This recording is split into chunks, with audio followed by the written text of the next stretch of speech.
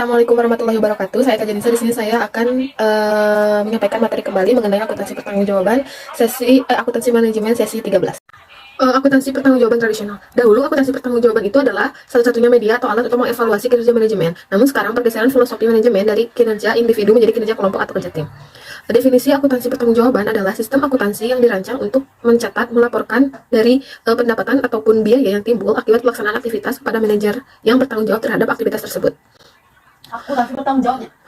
Tujuan menyediakan informasi yang dapat digunakan oleh manajer untuk mengevaluasi efisiensi penggunaan sumber daya organisasi.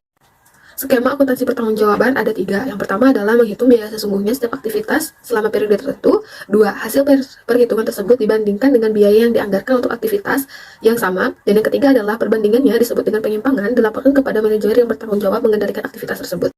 Struktur organisasi. Yang pertama, akuntansi pertanggungjawaban didesain berdasarkan struktur organisasi. Pendekatan yang digunakan dalam akuntansi pertanggungjawaban adalah pendekatan fungsional struktur organisasi disusun berdasarkan fungsi produksi, marketing, personalia, keuangan, dan lain sebagainya.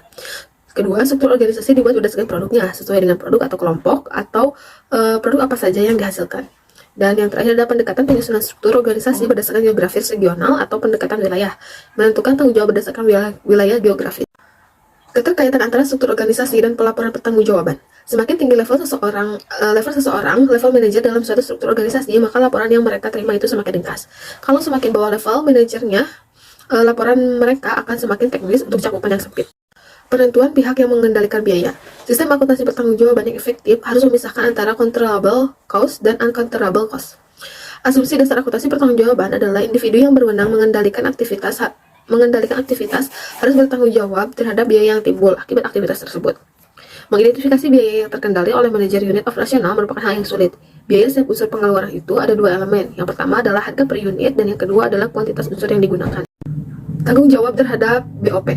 Unsur overhead ada yang dapat dibebankan secara langsung dan menjadi tanggung jawab kepada kepala departemen, dan sebagian lagi itu berasal dari alokasi untuk penentuan tarif BOP. Biaya hanya perlu dialokasikan apabila manajer departemen penerima alokasi dapat mengendalikan biaya yang dialokasikan. Departemen pemakai harus mengetahui harga jasa sebelum membeli sehingga dapat mempertimbangkan biaya dan memanfaatkan. Kegunaan informasi bagi manajer. Akuntansi pertanggungjawaban tradisional, biaya dilaporkan kepada manajer. Sebagian besar akuntansi pertanggungjawaban membuat dasar anggaran dengan ukuran volume yang tidak selalu terikat dengan terjadinya biaya, sehingga data pengendalian oleh akuntansi pertanggungjawaban itu terlalu ringkas berupa data keuangan yang tidak mudah diinterpretasi oleh manajer tingkat operasi yang mungkin disiplin ilmunya di luar disiplin ilmu ekonomi. Penyimpangan pengeluaran tidak memberikan informasi yang mampu membantu manajer mengidentifikasi penyebabnya. Jika data penyimpanannya ada tapi manajer tidak punya akses untuk mengidentifikasi kenapa penyimpanan ini terjadi, kenapa penyimpangan ini terjadi, penyebabnya apa, kapan terjadi, dan informasi yang lebih detail tentang penyimpangan tersebut. Sehingga alternatif solusinya adalah perhitungan biaya dengan akuntansi pertanggungjawaban yang berdasar pada aktivitas.